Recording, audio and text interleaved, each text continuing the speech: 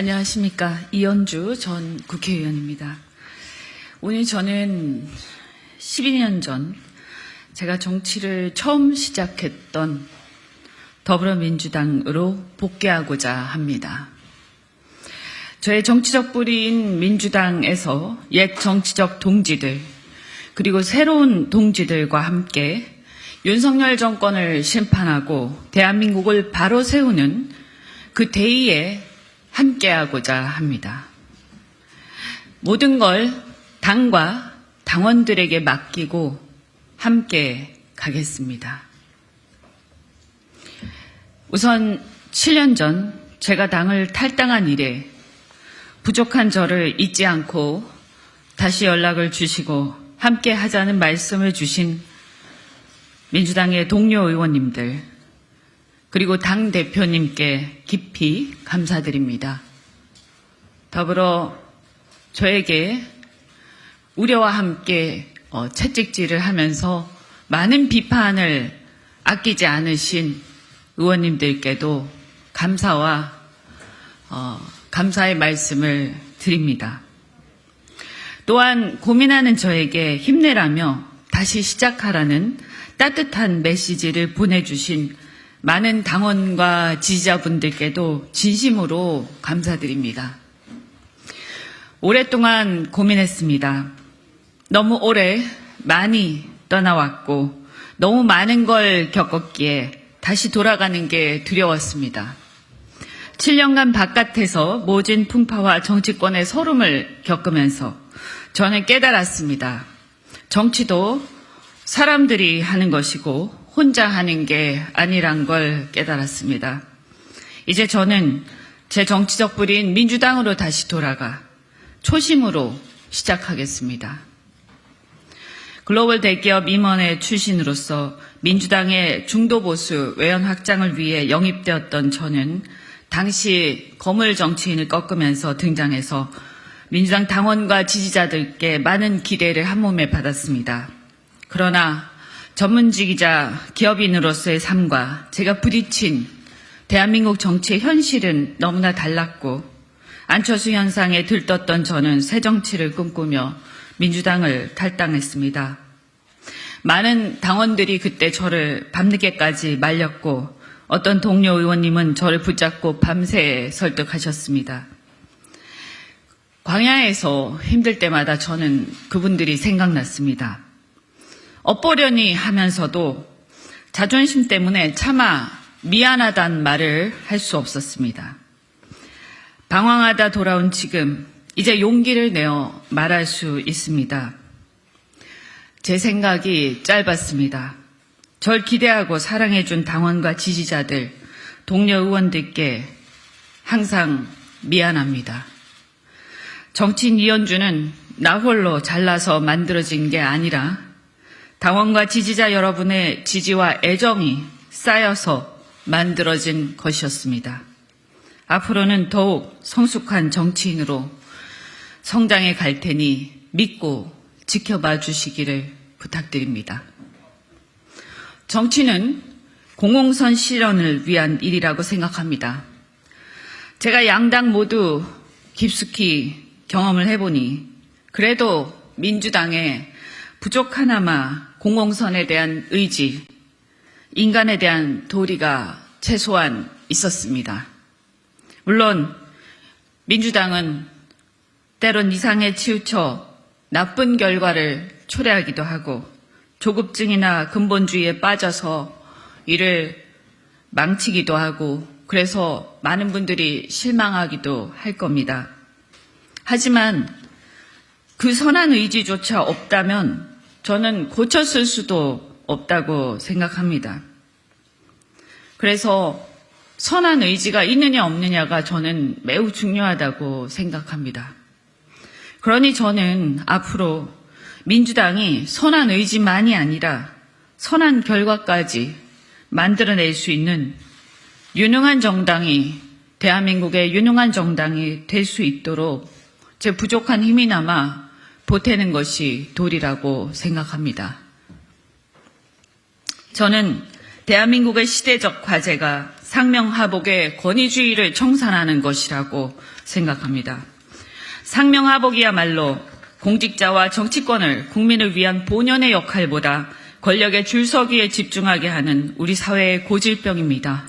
이태원 참사도, 잼버리 실패도, 엑스포 대망신도, 오송 지하차도 참사도, 그리고 해병대 박정훈 대령 항명죄 입건도, 이 모두가 진실에 침묵하고 눈치로 일관하는 상명하복의 권위주의 문화 때문이라고 저는 생각합니다. 화물연대, 건설노조, 사교육, 최근의 의사증원 사태까지 이 모든 사회적 갈등이 불거질 때마다 지금의 윤석열 정권은 상대를 악마화하면서 때려잡기로 일관하지 그 문제를 해결할 생각은 별로 없어 보입니다. 문제가 해결되긴커녕 공포와 갈등은 수면 아래에서 더 심해지고 있고 언젠가는 더 크게 터질 수밖에 없습니다. 우리는 지금이 문제가 아니라 대한민국의 미래가 더 문제입니다. 이러한 상명하복의 권위주의 문화는 개발 독재 시대에는 어느 정도 통했는지 모르겠습니다. 그러나 창의성과 아이디어가 중요한 선진국 경제에서는, 우리 대한민국의 미래를 위해서는 그것은 아주 심각한 독이 될 거라고 저는 생각합니다. 그러니 대한민국 경제가 이 상황에서 한 단계 도약하고 고통받는 민생이 살아나기 위해서는 이 상명하복의 권위주의 문화를 청산하는 것이야말로 우리의 시대정신이라고 저는 생각합니다. 그런데 검찰이라는 조직은 해방 후 유일하게 남아있는 철저한 동일체 상명하복의 조직입니다. 따라서 상명하복의 권위주의 문화의 상징인 검찰 세력과 권력기관들은 정치 전면에서 물러나야 합니다. 그것이야말로 대한민국이 앞으로 전진하기 위한 전제 조건입니다. 저는 X세대입니다. 소위 789 세대의 맏언니로서 789 세대의 보편적 정서와 세계관을 대변할 정치적 사명이 있다고 생각합니다. 자유와 민주주의가 체득되고 개인의 개성을 존중하는 개인주의의 첫 세대로서 우리의 보편적 정서는 상명하복의 권위주의적 문화와는 대척점에 있습니다. 그래도 민주화 이후 조금씩 발전해 왔다고 자부했는데 어느 날부턴가 민주주의는 퇴행하고 경제는 미래 패러다임을 따라가지 못하고 있습니다. 더 이상 권위주의로 권력을 사유화하고 국가의 공적 시스템마저 파괴하는 것을 지켜볼 수는 없습니다. 그동안 번영을 구가해온 대한민국의 국운이 꺾이는 것을 이대로 두고 볼 수 없습니다. 적과 친구를 가르는 윤 대통령의 이분법적 세계관은 대한민국을 갈등과 진영병의 극단으로 몰아가고 있습니다. 주변 정세는 이 이분법적 세계관으로 더욱더 악화되어 우리 무역에까지 악영향을 미치고 한국 경제를 위협하고 있습니다.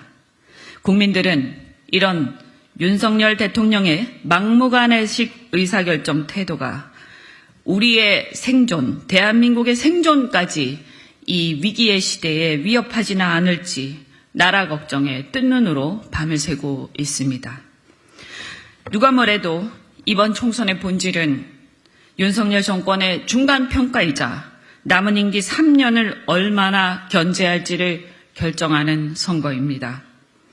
대통령의 거부권 남용으로 국회가 응당해야 할 특검도, 국정조사도, 이태원 참사 특별법 등 온 국민이 관심을 갖고 있는 쟁점 법안들도 관철시키지 못한 채 무기력해지는 것은 정상이 아닙니다.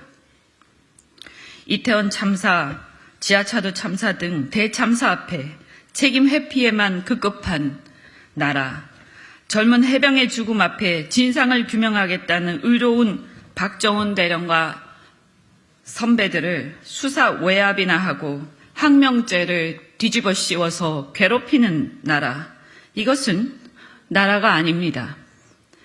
국민배우로 사랑받던 이선균 씨가 공세우기, 상명하복의 눈치 보기에 급급해서 경찰이 폭력적 망신주기 수사로 그 수사를 견디지 못해 생을 마감하는 그런 나라는 우리가 생각하는 대한민국이 아닙니다.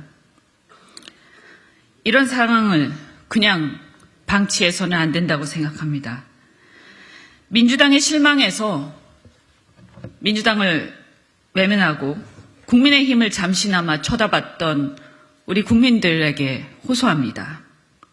그래도 제1야당, 힘있는 야당 민주당이 아니면 누가 현실적으로 이 정권의 폭주를 멈출 수 있겠습니까?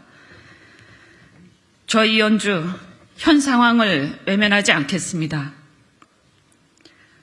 진짜 제3의 길은 가장 정의로운 길을 가는 거라고 생각합니다. 용기를 내어 민주당으로 다시 돌아가겠습니다. 힘있는 야당 민주당과 이 무도한 윤석열 정권을 심판하는 그 길에 많은 국민들이 저와 함께 하기를 바랍니다. 저와 함께 돌아갑시다. 고맙습니다.